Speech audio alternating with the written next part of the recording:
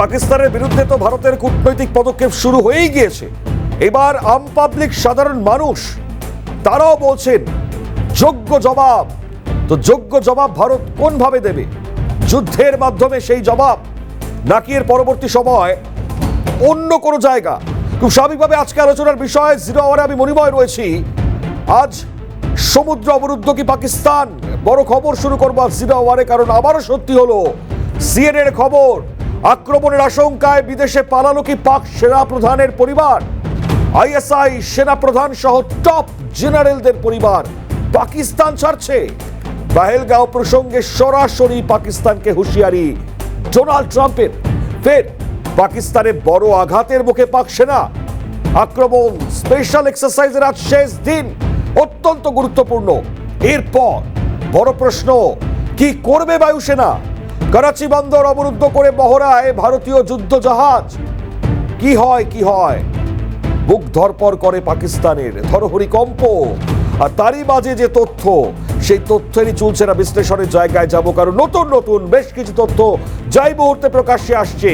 ভয়ে দুরু বুক এই মুহূর্তে পাকিস্তানের অবস্থা কোন জায়গায়, অবশ্যই জানবার চেষ্টা করবো আজকে জিরো আওয়ারে। খুব গুরুত্বপূর্ণ যে বিষয় আলোচনা করবো, আমাদের সঙ্গে আমাদের চিফ রিপোর্টার সত্যজিৎ মুখোপাধ্যায় সরাসরি রয়েছেন। সত্যজিৎ, কি হবে তাহলে পরে? এ তো পলায়ন শুরু হয়ে গিয়েছে, যা তথ্য আমরা পাচ্ছি। একদমই তাই, তুমি যে তথ্য জানাচ্ছিলে, এবং আমরাই প্রথম যারা জানিয়েছিলাম যে সেদিনকে, অর্থাৎ যেদিনকে আক্রমণের ঘটনা ঘটে তার পরের দিনই পাক সেনাপ্রধান আসিম মনির তিনি রাডার অফ করে কাজাকিস্তান গেছিলেন এবং দীর্ঘ সময় ছিলেন, পরে তিনি ফেরত চলে এসেছিলেন। কিন্তু তার থেকেও চাঞ্চল্যকর খবর আমাদের সামনে আসছে, অর্থাৎ কিছু কি ঘটতে চলেছে খুব দ্রুত, এবং সেটা কি পাক অকুপায়েড কাশ্মীরে ঘটতে চলেছে। আমরা এখনই বলতে পারছি না, অনেক তথ্য আমাদের কাছে এসে পৌঁছচ্ছে, সেগুলো বিন্দুগুলোকে একসঙ্গে জুড়লে হয়তো উত্তর আসতে পারে। কিন্তু তার থেকেও গুরুত্বপূর্ণ বিষয় হলো যে পাক সেনাপ্রধান আসিম মনির এবং পাকিস্তানের আইএসআই গোয়েন্দা সংস্থা সারা বিশ্বে কুখ্যাত, তার যিনি প্রধান আসিম মালিক এবং একই সঙ্গে লেফটেন্যান্ট জেনারেল শামসাদ মির্জা, এই যাদের নাম বলছি প্রত্যেকেই টপ জেনারেল এবং সেনাপ্রধান নিজেও আছেন। এদের প্রত্যেকের পরিবারকে প্রাইভেট যে জেটে করে ইতিমধ্যেই বিদেশে পাঠানো হয়েছে। ইউরোপের একাধিক দেশের নাম আসছে, ব্রিটেনের নাম এসছে, একই সঙ্গে নাম এসছে আমেরিকার নাম এসছে, এবং আরও বেশ কিছু দেশে তাদেরকে সেফ করিডোর করে নিয়ে যাওয়া হচ্ছে। কেন? একটা যুদ্ধ পরিস্থিতি, কারণ এই পাকিস্তানের সেনাপ্রধান আসিম মনির বলেছিলেন প্রয়োজনে তিনি আরও 10টা যুদ্ধ কাশ্মীরের জন্য লড়াই করবেন। হয়ে গেল, ভয় পেয়ে গেলেন। আগে ভাগে দেশের মানুষকে একদম অরক্ষিত রেখে কতগুলো জঙ্গি জেহাদির হাতে দেশটাকে দিয়ে আপনি বা আপনাদের পরিবারকে কেন এখান থেকে প্রাইভেট জেটে শিফট করছেন? বিভিন্ন সোর্স থেকে সেই খবরটাই আমাদের কাছে পৌঁছচ্ছে, যদিও পাকিস্তান সরকারিভাবে কেউ জানায়নি বা অন্য কোনো ক্ষেত্র থেকেও সরকারি তথ্য উঠে আসেনি, ওঠার কথাও না, কারণ একদমই পার্সোনাল বিষয়। কিন্তু এক্ষেত্রে এরকম ছবি উঠে আসছে। তার পাশাপাশি আরও মারাত্মক বিষয় তুমি জানো কি, যে সবথেকে গুরুত্বপূর্ণ বিষয় হলো যে পাকিস্তানের মতো একটা ভীতু দেশ, তারা প্রত্যেক মুহূর্তে জঙ্গিদের সামনে রেখে লড়াইতে নামতে চায়। কারণ যে ছবি আমাদের কাছে আসছে তা আরও মারাত্মক, যে পাক অকুপায়েড কাশ্মীরে কিছু ঘটতে পারে খুব দ্রুত, সেই সম্ভাবনা কি দ্রুত সামনে আসছে। কারণ গিলগিট বাল্টিস্তানে ব্যাপকভাবে পাক সেনা সমাবেশ করা হচ্ছে, একেবারে লাইন দিয়ে পাক সেনারা সেখানে গিয়ে নতুন করে অবস্থান নিচ্ছে, এবং একই সঙ্গে পাক অকুপায়েড কাশ্মীরের, পাক অধিকৃত কাশ্মীরের যে জনবসতি যেখানে আছে সেখানে পাকিস্তান তার সেনা ঘাঁটি বানাচ্ছে, যাতে ইন্ডিয়ান এয়ারফোর্স সেখানে গোলাবর্ষণ করলে তারা, বা যদি হয় সেই পরিস্থিতি, তাহলে তারা ন্যাশনাল হিউম্যান রাইটসকে সেই তথ্য দিতে পারে। অর্থাৎ বুদ্ধিমত্তার সঙ্গে তারা বাঁচার চেষ্টা করছে পাক অধিকৃত কাশ্মীরের মানুষকে ঢাল বানিয়ে।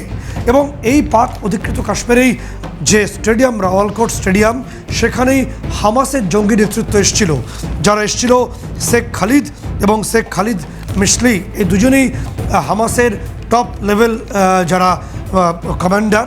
এবং যে ছবি আমাদের কাছে আছে, যে ছবি আমরা পাচ্ছি, যে এখানেই আইএসআইয়ের সঙ্গে এই হামাসের গোপন বৈঠক হয়। এই পহেলগাঁও হামলার সঙ্গে হামাসের যোগ আছে, কতটা আছে, কিভাবে আছে, তা তো আমাদের এনআইএর তরফে তদন্ত হবে, উঠেও আসবে। কিন্তু পরবর্তী ক্ষেত্রে আরও একটা বড় প্ল্যানিং কি করা হচ্ছে, অর্থাৎ এই হামাস জঙ্গিদের উপত্যকায় নামানোর পাশাপাশি এই হামাস জঙ্গিদের বাংলাদেশের মাটিকে ব্যবহার করে পূর্বাঞ্চলে, তার মধ্যে নর্থ ইস্টের বিভিন্ন স্টেট আসছে এবং গোয়েন্দা রিপোর্ট অনুসারে পশ্চিমবঙ্গ বাংলার নামও আসছে এবং কলকাতার নামও তাতে থাকছে। এবং এই পূর্বাঞ্চলের বিভিন্ন অরক্ষিত অংশ যেখানে ফেন্সিং নেই, সেখানে হামাস জঙ্গিরা প্রবেশ করে মারাত্মক কোনো ঘটনা ঘটাতে পারে, সেই সম্ভাবনা কি তৈরি হচ্ছে? গোয়েন্দা রিপোর্ট কি বলছে?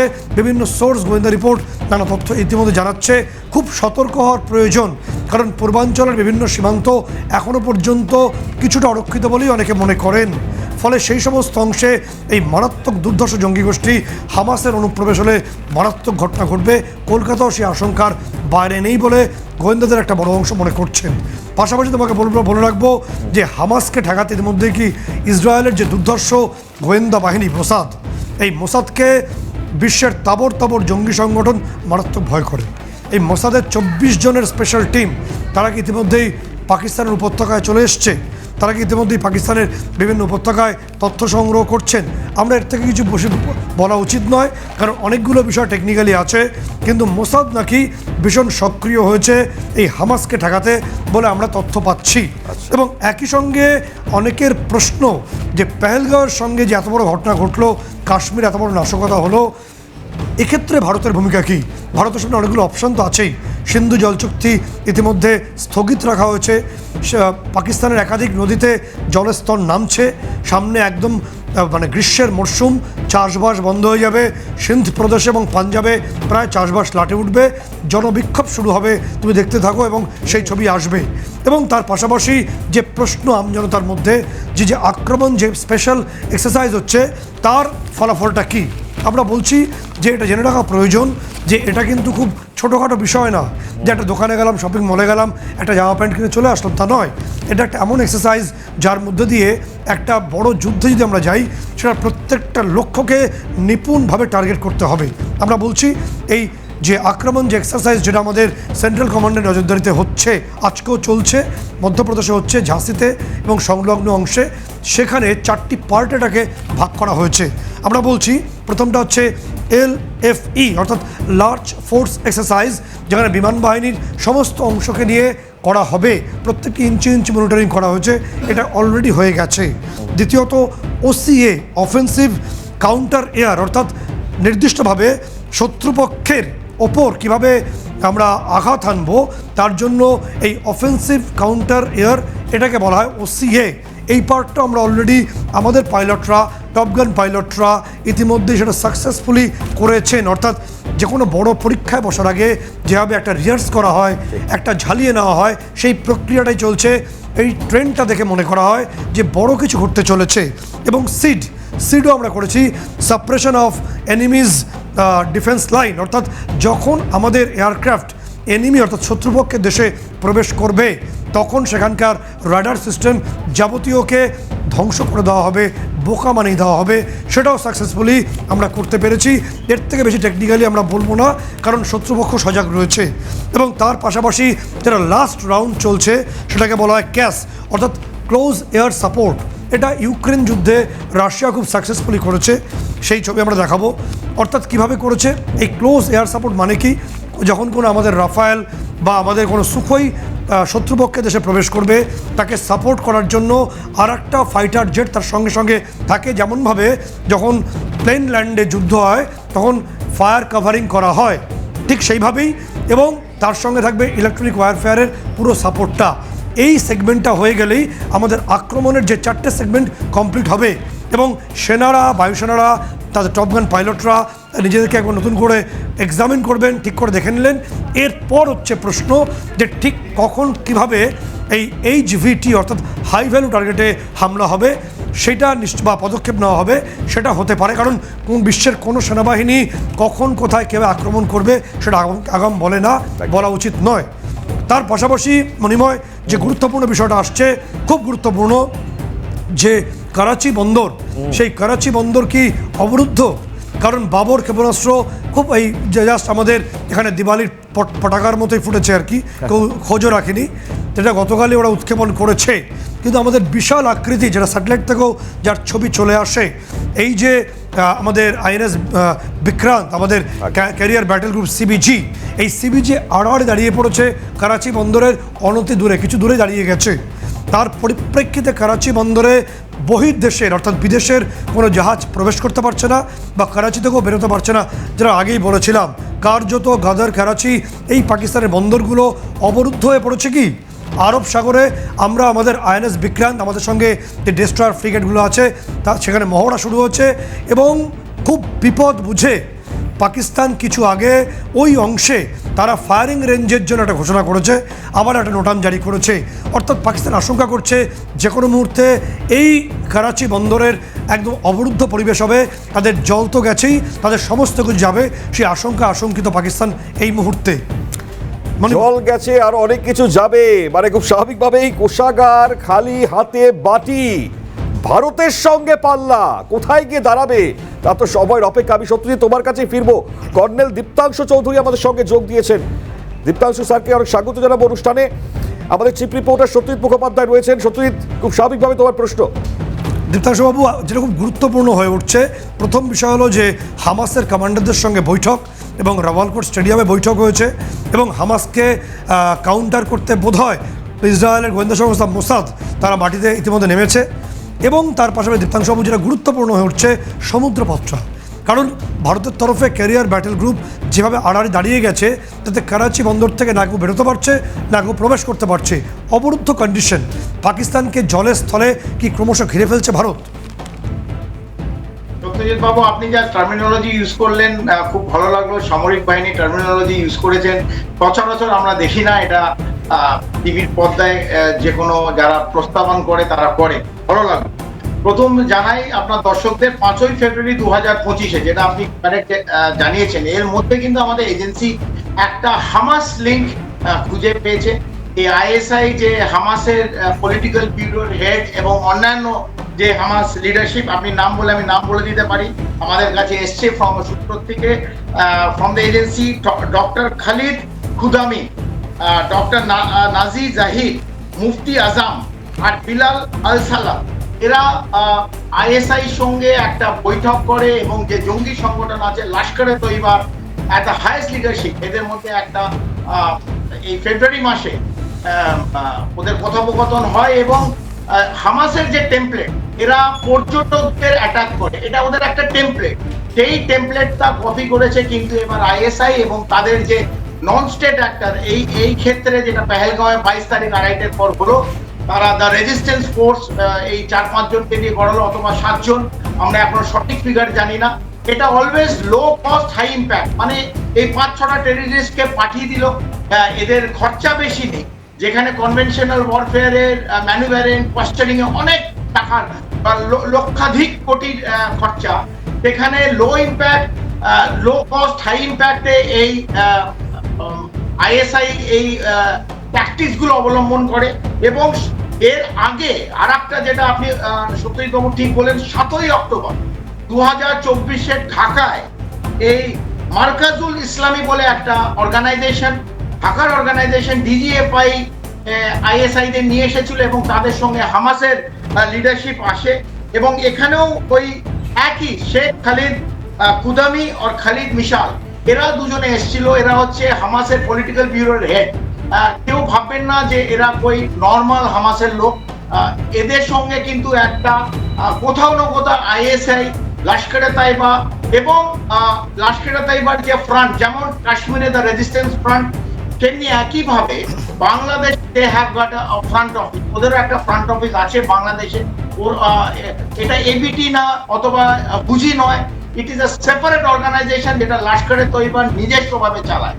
এদের সঙ্গে বৈঠক হয়েছে। তাই যেমন ভাবে পেহেলগাঁওয়ে আমাদের একটা হঠাৎ বাই সারপ্রাইজ ধরেছিল পূর্বাঞ্চল এবং পশ্চিম বাংলা, কিন্তু আমি বারবার বলছি, ইন্টেলিজেন্স সোর্সে আমাদের বলছে পশ্চিমবাংলা এবং 7 স্টেটসে 7 সিস্টারের যে রাজ্যগুলো আছে তাদের যারা চিফ মিনিস্টার এবং তাদের ইন্টেলিজেন্স, মানে state intelligence should be very active state police very active এবং একদম আপনি ঠিক বলছেন দীপ্তাংশু বাবু যে আমাদের ইন্টেলিজেন্স কমিশন অ্যাক্টিভ হওয়া প্রয়োজন। আমি একটু বিরত করছি, একই সঙ্গে আজকে শুনিয়ে রাখা প্রয়োজন যে এত বড় জঙ্গি হানার পরেও পাকিস্তানের লস্কর তৈবা জঙ্গি গোষ্ঠীর তরফে আজকে তাজা হুমকি দেওয়া হয়েছে দিল্লিকে। সেই হুমকি কী ছিল সেটা দর্শকদের শোনানোর চেষ্টা করবো একবার। सुबह की नमाज से पहले पहले दिल्ली पर पाकिस्तान का झंडा लहरा देंगे इंशाअल्लाह। पाकिस्तान के तमाम सियासी और मजहबी जमातें इस बात पर मुत्तफिक है कि रियासत की दिफा अव्वल तरीन जिहाद है। खैबर से कराची तक पाकिस्तान का बच्चा बच्चा तैयार है। मोदी सरकार सुन लो, अगर हमने ये बंदूकें रखी है तो ये नुमाइश के लिए नहीं है, ये तुम्हारा जैसे खंजीरों के लिए और गद्दारों के लिए और जालिम और दहशतगर्दों के लिए रखे हैं। अगर रियासत ने इजाजत दी तो सुबह की नमाज से पहले दिल्ली पर पाकिस्तान का झंडा लहरा देंगे इंशाअल्लाह। সত্যি খুব স্বাভাবিকভাবে মানে এই যে তাজা হুমকি এবং একই সঙ্গে গতকাল পাকিস্তানের বিদেশ মন্ত্রীর সেই মানে স্বাধীনতা সংগ্রামী আখ্যা দেওয়া, এ তো ভয়ঙ্কর। মানে আবার একটা নতুন করে এই হুমকি, ফলত প্রত্যাঘাত খুব প্রয়োজনীয়। ঠিক একদমই, আমি দুটো পয়েন্ট দীপ্তাংশুর সামনে রাখবো। প্রথম হলো যে আইএসআর এক্স এবং কে ডিভিশন ইতিমধ্যে হামাসের সঙ্গে বৈঠক করেছে, সোর্স বলছে, এবং আমাদের পূর্বাঞ্চলীয় সীমান্ত থেকে ঠিক মুম্বাই হামলার ধাঁচে কিছু করার প্ল্যানিংকে আইএসআই এবং হামাস মিলে করছে। এবং এই মুহূর্তে যে তথ্য পাচ্ছি, করাচি পুরো ঘিরে ফেলা হয়েছে, ভারতীয় নৌ বাহিনীর তরফ থেকে ঘিরে রাখা হয়েছে। আতঙ্কিত পাকিস্তান তারা ফায়ারিং রেঞ্জ ঘোষণা করে দিচ্ছে, নোটাম জারির চেষ্টা করেছে। এবং তার পাশাপাশি শেহবাজ শরীফ তিনি প্রধানমন্ত্রী নরেন্দ্র মোদীর সঙ্গে ফোনে কথা বলার চেষ্টা করেছিলেন, কিন্তু আমাদের তরফে ফোনে কোনো সাড়া দেওয়া হয়নি, যে কারণে ভারতের বন্ধু রাষ্ট্র সৌদি আরব এবং পরবর্তী ক্ষেত্রে ইরানের সঙ্গে পাকিস্তান যোগাযোগ করেন, শেহবাজ শরীফ যোগাযোগ করে। এবং এই করার পরিপ্রেক্ষিতে দুটি রাষ্ট্র সৌদি আরব এবং ইরান মধ্যস্থ রাজি হয়েছে বা তারা ইচ্ছে প্রকাশ করেছে।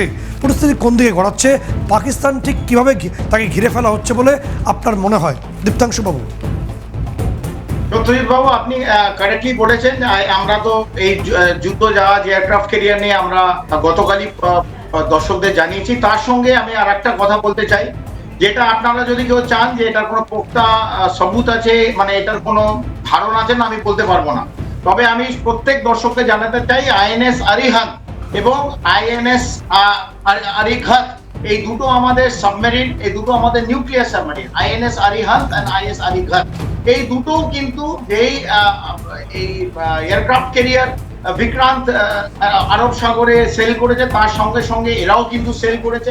এবং এইটা দুটো নিউক্লিয়ার সাবমেরিন কোথায় থাকে, কিরম ভাবে থাকে, কতদিন থাকে, এইটা কেউ জানে না, নেভিরও কেউ জানে না। ভারতবর্ষে শুধু যারা ডিসিশন মেকার পুষ্টি করে ৩-৪ জন ছাড়া এই সাবমেরিনের কোথায় লোকেশন, কোনখানে আরব মহাসাগরে থাকবে অথবা বঙ্গোপসাগরে থাকবে অথবা অন্য কোথাও, এই খবর কেউ জানে না। কিন্তু দর্শকদের জানিয়ে রাখি যে ভারত কিন্তু এবার একটা প্রস্তুত যোগ্য অ্যাকশন নেবার জন্য। এবং আমরা আগেও বলেছি যে 41টা লঞ্চ প্যাড আছে, তার মধ্যে 28টা লঞ্চ প্যাড যেটা লাইন অফ কন্ট্রোল মুজাফফরবাদের লাইন অফ কন্ট্রোল সাথে আছে, যেখানে 150 থেকে 200 জন জঙ্গি দাঁড়িয়ে আছে ভারতে ঢুকে আবার কোনো অঘটন ঘটাবার জন্য। তো আমাদের ক্যালিব্রেটেড অ্যাটাক হওয়া উচিত এবং নিশ্চিতভাবে করবে। প্রথমে আমরা যে জঙ্গি সংগঠন যারা আমাদের আঘাত করবে, ভারতকে আঘাত, এই 28টা লঞ্চ প্যাড, 41টা অ্যাকচুয়ালি লঞ্চ প্যাড আছে মুজাফফরবাদের আশেপাশে, এবং এইগুলোকে প্রথমে নষ্ট করবে, ধুলের সঙ্গে মিশিয়ে দেবে। তার জন্য যে অ্যাটাক করা দরকার সেটা এয়ার অ্যাটাক হতে পারে, মিসাইল অ্যাটাক হতে পারে। আমাদের যেহেতু লাইন অফ কন্ট্রোলের সাথে আছে এবং ভারতকে আঘাত পৌঁছবে, ভারত 1 মিনিটের জন্য ভাববে না এগুলোকে গুড়িয়ে দেওয়ার জন্য। এবং ভাওয়ালপুর এবং মুরিদকে এই দুটো জায়গায়, একটা লস্করে তৈবারের হেডকোয়ার্টার আর একটা জৈশ-ই মোহাম্মদের হেডকোয়ার্টার, এই দুটো হেডকোয়ার্টার যদিও বালাঘাট স্ট্রাইকের পর ওরা হেডকোয়ার্টার শিফট করেছে, কিন্তু ওই আমরা জানি এক্স্যাক্টলি কি গ্রিড রেফারেন্সে কোন জায়গায় ওরা আছে। রাতারাতি ওখান থেকে মুভ করতে পারবে না। এবং ভাওয়ালপুর এটাও আমাদের মিসাইল রেঞ্জের মধ্যে, আমাদের আটি রেঞ্জের মধ্যে। তো সুতরাং যারা ভারতকে আঘাত পৌঁছচ্ছে পশ্চিম অথবা পূর্ব, ভারত কিন্তু বসে দেখবে না। যে কেন্দ্র সরকার আছে নিশ্চিতভাবে 140 কোটি মানুষ যাদের চিন্তা যে আমরা একটা অ্যাকশন চাই গ্রাউন্ডের ওপর, সেই অ্যাকশন নিশ্চিতভাবে হবে। সময় ঠিক অপেক্ষা। ভারত চুপ করে বসে দেখবে না আমাদের আক্রমণ, যে আমাদের যে নির্দিষ্ট মহড়া শেষ হওয়ার মুখে পরবর্তী পদক্ষেপ আমাদের আসবে। এবং তার আগে আমরা একবার দেখিয়ে দেবো স্ক্রিনে যে পাকিস্তানে বালোচ লিবারেশন আর্মি বিএলএর তরফে প্রেস রিলিজ করা হয়েছে। তারা ছবি সামনে এসছে এক্সটার্নাল পোস্টের মাধ্যমে, যে কিছু আগেই পাকিস্তানে ভারতের বড় পদক্ষেপের আগেই সেখানে পাকিস্তানের 10 জন আর্মিকে নিকেশ করা হয়েছে। বালোচ লিবারেশন আর্মি তারা প্রেস রিলিজ করেছে, তাদের এক্সটার্নাল পোস্টরা জানিয়েও দিয়েছে এই ছবি বিস্ফোরণে উড়ে গেল পাকিস্তানের যে আর্মির কনভয়। 10 জন আর্মির মিনিমাম মৃত্যু হয়েছে সেখানে, ফলে বড় আঘাতের মুখে পাকিস্তান আর্মি। পাকিস্তানের মধ্যেই দেশে থাকবে কিনা আমাদের জানা নেই, তবে যেটা দীপ্তাংশুবাবু বলছিলেন যে আমরা এবার চুপ করে থাকবো না, আমাদের বড় উত্তর, বড় পদক্ষেপ তার সময়ের সঙ্গে সঙ্গে সামনে আসবে। মনিমল, একেবারে প্রত্যাঘাত কোন পথে তার জন্য অপেক্ষা। অসংখ্য ধন্যবাদ দীপ্তাংশুবাবু, আপনাকে সত্যি তোমাকে অসংখ্য ধন্যবাদ জানাবো। খুব স্বাভাবিকভাবে আমাদের নজর থাকবে এই কোণঠাসা পাকিস্তানকে কিভাবে আরও দ্রুততার সহিত জবাব দেওয়া যায়, তার জন্য অপেক্ষা আমাদেরকে করতে হবে। আপাতত 0 আওয়ার এখানে শেষ করছি। অন্যান্য সব খবরের জন্য আপনাদের নজর থাক CNN।